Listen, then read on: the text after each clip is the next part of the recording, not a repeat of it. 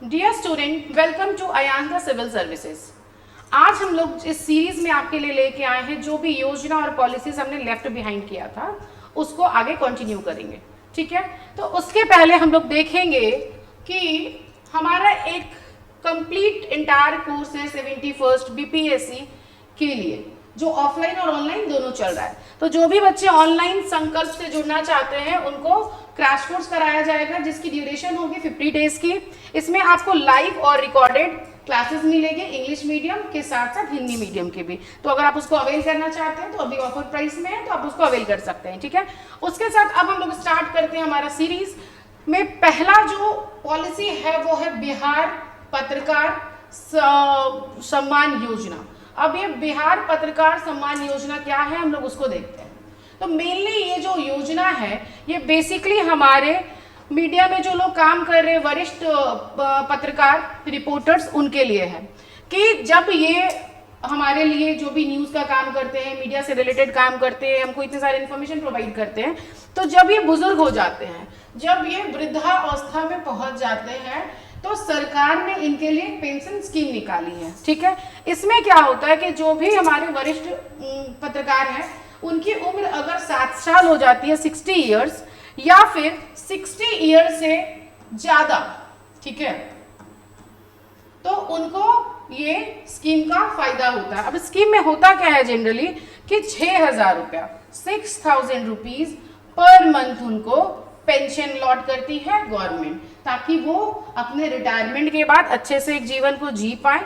और ये जर्नलिस्ट जो है इनका वर्क एक्सपीरियंस एटलीस्ट कितना होना चाहिए, 20 ईयर्स। तो वही पत्रकार एलिजिबल है जो 20 साल से पत्रकारिता कर रहे हैं, और उनका जो एज है वो मिनिमम 60 या 60 ईयर से ज्यादा होना चाहिए। और कितनी राशि उनको मिलती है, 6,000 rupees per month.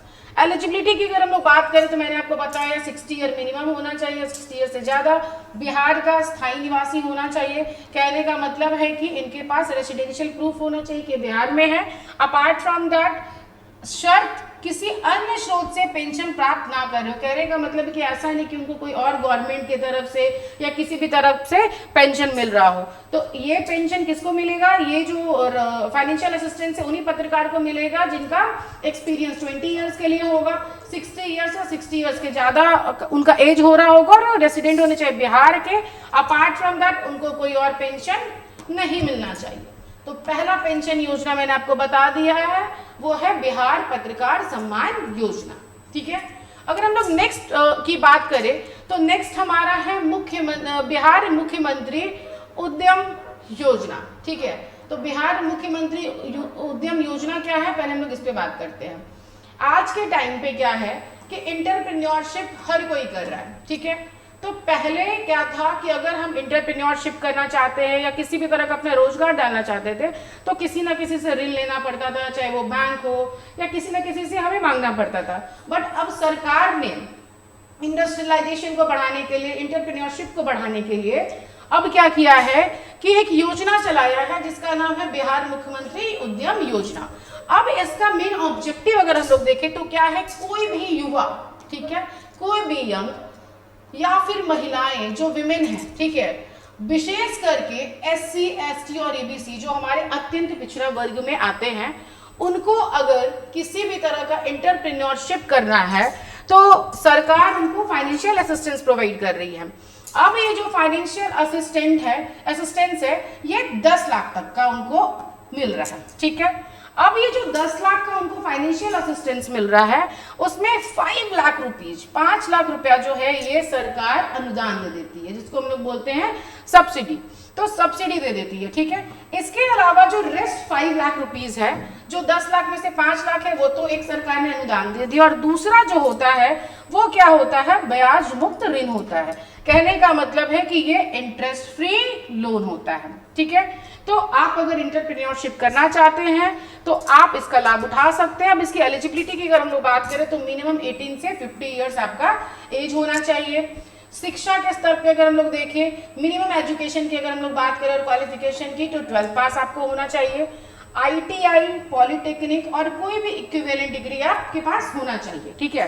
Apart from that इसकी जो बेनिफिशियरीज है किसको किसको लाभ मिलेगा, तो ये है SC, ST, EBC, विमेन और यूथ। किसी भी कैटेगरी के अगर आप यूथ हैं तो सबको इसका लाभ मिलेगा, ठीक है। तो मैंने आपको बता दिया बिहार के बारे में, बिहार मुख्यमंत्री उद्यमी योजना क्या है, ठीक है।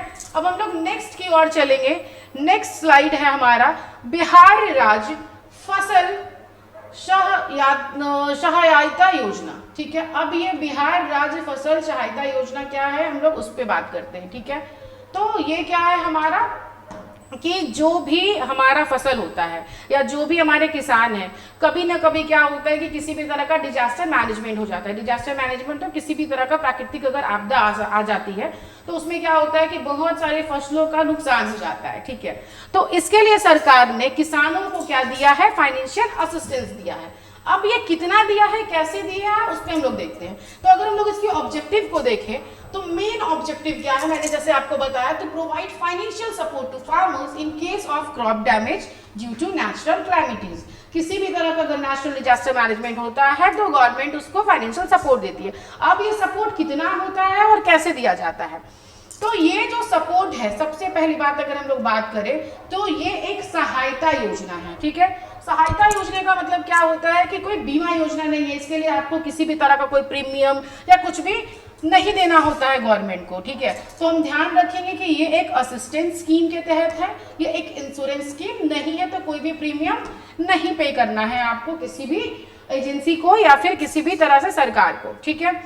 कंपनसेशन जो है वो बेस्ड होता है actual rate of crop loss, ठीक है। जो भी एक्चुअल रेट होगा क्रॉप का उसका कंपनसेशन आपको मिलता है उसके अकॉर्डिंगली, ठीक है। इसमें क्या होता है आपका कि 20% अगर आपका नुकसान होता है पर हेक्टेयर, तो इसमें क्या होता है 7500 रुपीज आपको पर हेक्टेयर गवर्नमेंट लॉस को बेयर करती है। अगर 20% होता है तो आपको फाइनेंशियल असिस्टेंस कितना मिलता है, 7500 रुपया, ठीक है, पर हेक्टेयर।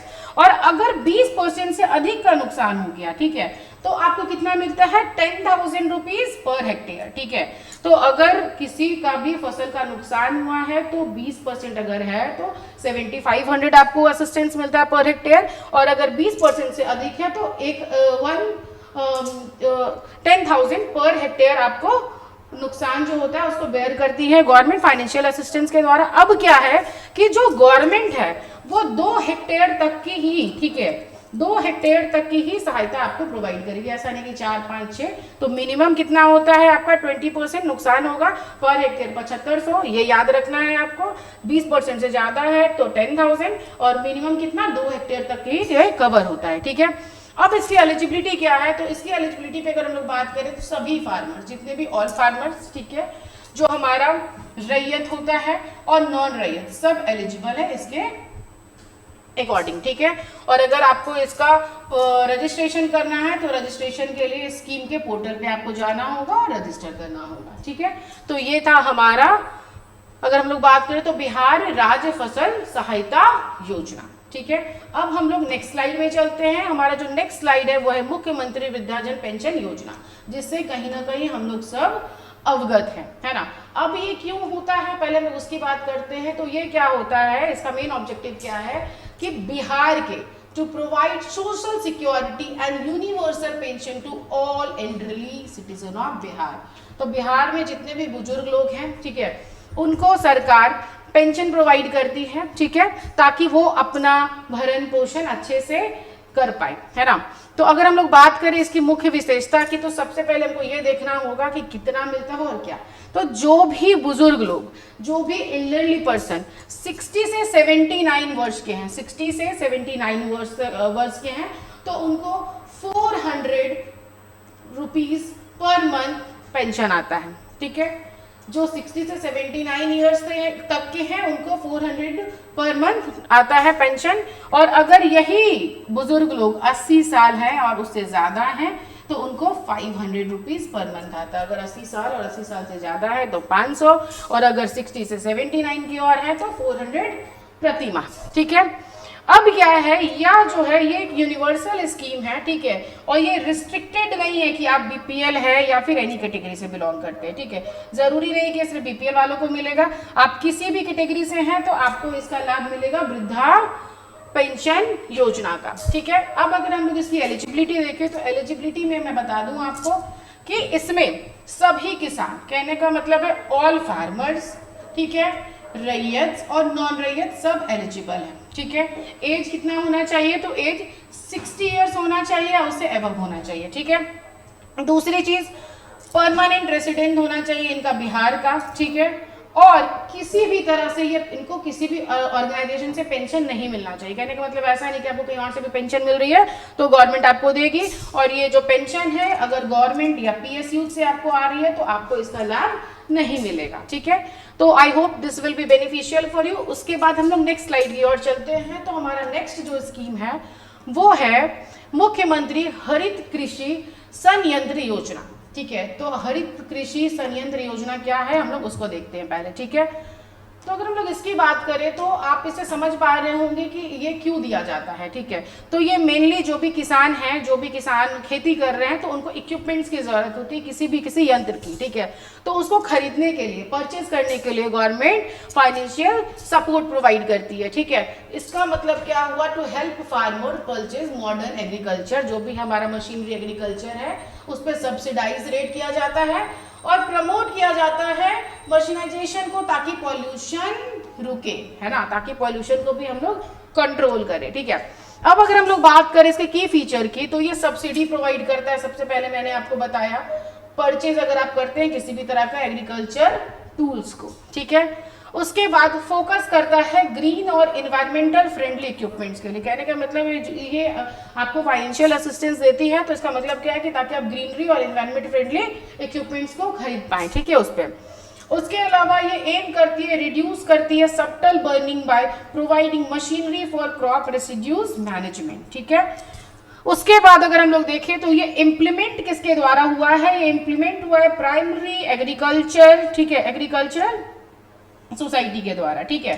पैक्स क्या होता है हम लोग अगर उसकी बात करें तो पहले तो ये इसका की फीचर है, लेकिन इससे कितना लाभ मिलता है, क्या होता है, पहले मैं ये बता देती हूँ आपको। अभी तक अगर हम लोग ऑन एन एवरेज देखें तो 8,000 से ज्यादा किसान जो है वो लाभार्थी हुए हैं उसका, ठीक है। पैक्स क्या है, पैक्स क्या होता है कि जैसे कि हम लोग बात करते हैं तो क्या होता है, एग्रीकल्चर फाइनेंशियल असिस्टेंस प्रोवाइड किया जाता है, ठीक है। तो ये जो होता है पैक्स, ये गांव के लेवल पे जैसे 10, 15, 20 किसान का एक समूह होता है, कम्युनिटी होता है, और ये जो कम्युनिटी होता है ये कोऑपरेटिव बॉडी हो जाता है, ठीक है। तो जो सरकार है ये क्या करती है, फाइनेंशियल असिस्टेंस प्रोवाइड करती है। क्या करती है, फाइनेंशियल असिस्टेंस प्रोवाइड करती है, किसको, पैक्स को, ठीक है। अब कितना मिलता है उनको, तो ये जो पैक्स है उनको मिलता है 15 लाख रुपीस, ठीक है।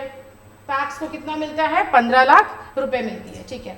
अब ये जो 15 लाख रुपए है इसका डिवीजन कैसे होता है, तो जो 15 लाख रुपीस है उसमें 7.5 लाख जो होती है ये गवर्नमेंट क्या करती है, उनको अनुदान देती है, ठीक है, अनुदान देती है।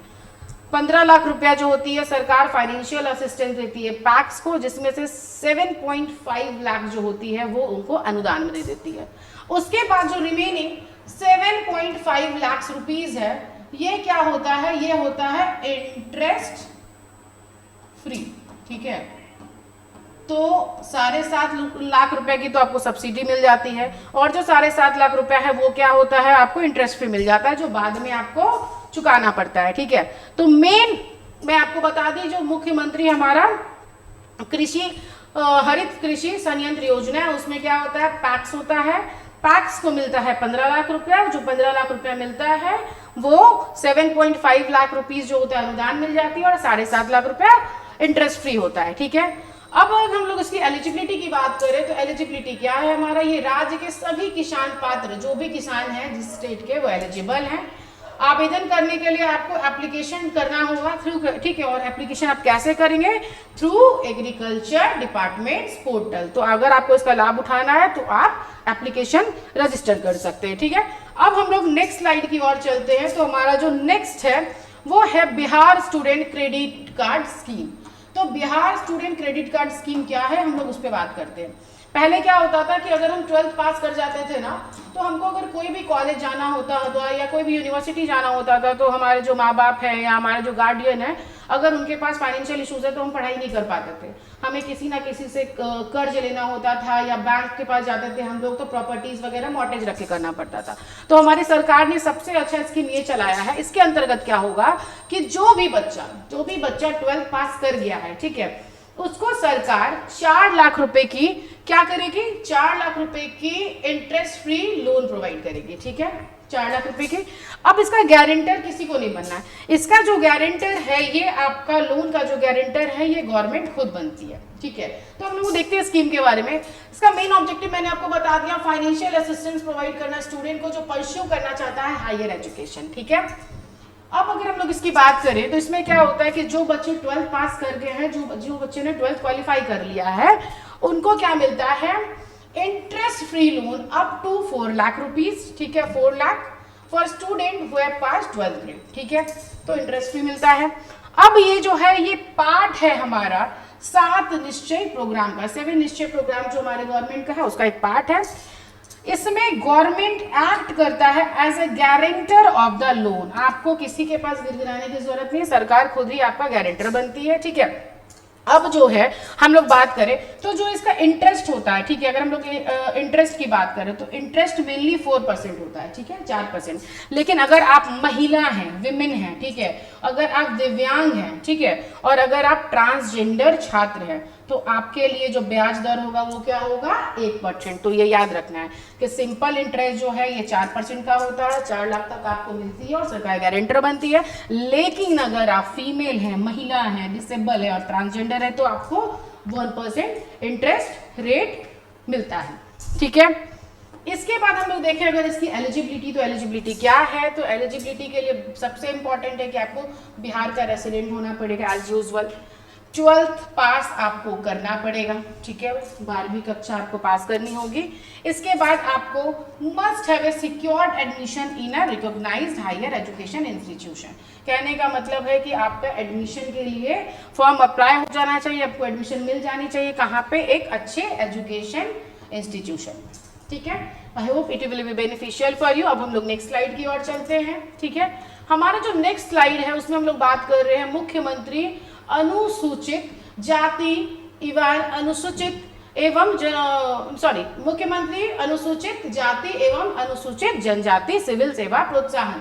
ये मैंने आपको पहले भी कराया है ना, लास्ट अगर आप देखेंगे तो लास्ट टू लास्ट हम लोग इस पर डिस्कशन किए हैं, ठीक है। तो मैं इस पर ज़्यादा जोर नहीं डालूंगी। इसमें क्या होता है कि जो भी छात्र उच्च शिक्षा प्राप्त करने के लिए वित्तीय सहायता प्रदान लेना चाहते हैं, उनको ये सहायता प्रदान की जाती है। इसमें क्या होता है, हम लोग उस पर बात करते हैं। तो इसमें क्या होता है कि कोई भी बच्चा अगर यूपीएससी का प्रीलिम्स क्लियर कर लिया है तो उसको 1 लाख, मैंने आपको बताया था। कोई भी बच्चा बीपीएससी का प्रीलिम्स करता है तो उसको 50,000 मिलता है, ठीक है। और ये किसके लिए होता है, ये होता है हमारा जो SC ST है या EBC है उसके लिए होता है, ठीक है।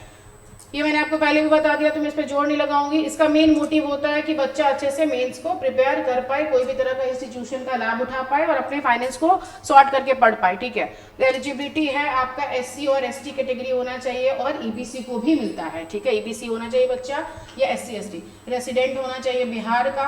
अगर हम लोग इसकी योग्यता का बात करें तो क्या है, बिहार का होना चाहिए रेसिडेंट और आप इस कैटेगरी से बिलोंग करने चाहिए। और साथ ही साथ प्रीलिम्स क्वालिफाई अगर आप करते हैं तो उसका क्या होगा, आपके पास कहीं ना कहीं पे एक रिजल्ट होगा। वो रिजल्ट को आप अटैच करेंगे और आपको उसके साथ क्या करना है, बैंक अकाउंट डिटेल्स अपना डालना है, बस। That is in for the scheme, ठीक है। अब हम लोग नेक्स्ट स्लाइड की ओर बढ़ते हैं। तो जो नेक्स्ट स्लाइड है हमारा, ये है राज्य सामाजिक सुरक्षा पेंशन योजना। अब ये राज्य सामाजिक सुरक्षा पेंशन योजना क्या है, इसके अंतर्गत क्या है कि जैसे जो कमजोर वर्ग है, ठीक है, जैसे कि समाज का कमजोर वर्ग कोई भी हो सकता है, कोई भी गरीब, ठीक है। उसके अलावा जो विधवा लोग होती हैं हमारी, ठीक है, या किसी भी तरह का किसी कोई हैंडीकैप्ड है, दिव्यांगजन जिसको हम लोग बोलते हैं, या निराश्रित व्यक्ति जिसके पास कोई भी नहीं है कि वो कर सकता है और वो बहुत बुजुर्ग हो गया है, उसको एक तरह से पेंशन प्रोवाइड किया जाता है, ठीक है। अब ये पेंशन क्या है, कितना है, उस पर अगर हम लोग बात करें तो इसको मासिक पेंशन मिलता है इनको, ठीक है। ये होता है मंथली पेंशन। इसका जो अमाउंट होता है वो बेस्ड होता है वेरियस, जैसा जैसा भी तुम्हारा स्कीम है। कुछ लोग क्या होता है, अगर हम लोग बात करें तो सब स्कीम बहुत सारा है, जैसे इंदिरा योजना है तुम्हारा, ठीक है, हर किसी के लिए अलग चलता है, जैसे विधवा के लिए अलग चलता है, दिव्यांगजन के लिए अलग चलता है, ठीक है। अगर हम लोग आमतौर पे बात करें तो 300 से 500 रुपीज इनको पर मंथ अलॉट किया जाता है, ठीक है। अब क्या है कि ये जो सब स्कीम है इसकी एलिजिबिलिटी अगर हम लोग देखते हैं तो सब स्कीम जो है उसका एलिजिबिलिटी वेरीज करता है सब स्कीम पे, ठीक है। जैसे कि 40 साल से अगर आप 79 ईयर्स के हैं, ठीक है, अगर कोई भी विधवा औरत है तो वो 40 से 79 ईयर्स की एज की है तो ठीक है। अगर दिव्यांग लोग हैं, ठीक है, तो गंभीर दिव्यांगत्व वाले व्यक्ति जिसका उम्र 18 से 79 ईयर्स के हैं तो उनको मिलता है। और क्या है, बिहार के निवासी रेसिडेंट ऑफ बिहार होना उनका कंपलसरी है, और ये हमेशा बीपीएल परिवारों पर लक्षित है, ठीक है। कहने का मतलब है ये हमेशा टारगेट जो स्कीम होता है ये किस पे होता है, बीपीएल कम्युनिटी के लोगों पे होता है, ठीक है। तो ये मैंने आपको मेजॉरिटी चीजें बता दी है, ठीक है।